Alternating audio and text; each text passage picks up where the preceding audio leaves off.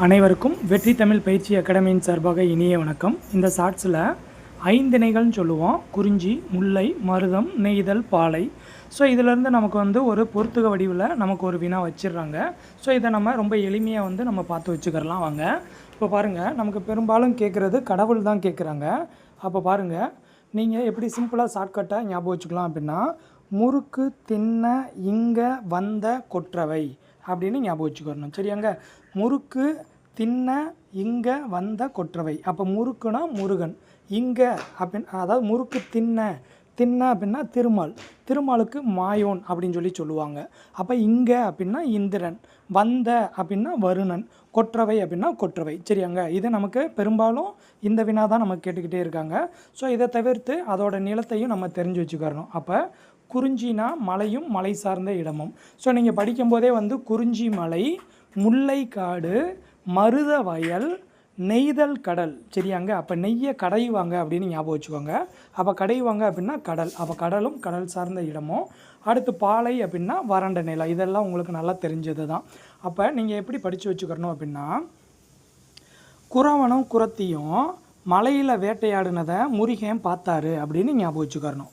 குறவனும் குறத்தியும். சரியாங்க?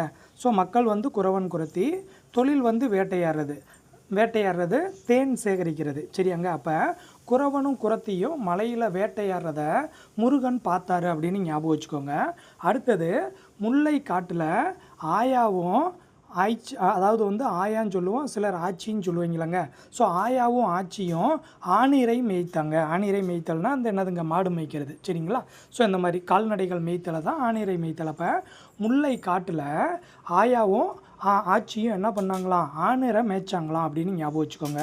அடுத்து மருதோட வயலில் உழவனும் உலத்தியரும் வேளாண்மை செஞ்சாங்க அப்படின்னு ஞாபகம் வச்சுக்கிறணும். மருது அப்படின்னு பேர் வச்சுருப்பாங்களங்க. ஸோ மருதோட வயலில் உழவனும் உலத்தியரும் வேளாண்மை செஞ்சாங்கன்னு ஞாபகம் வச்சுக்கிறணும். சரியாங்க?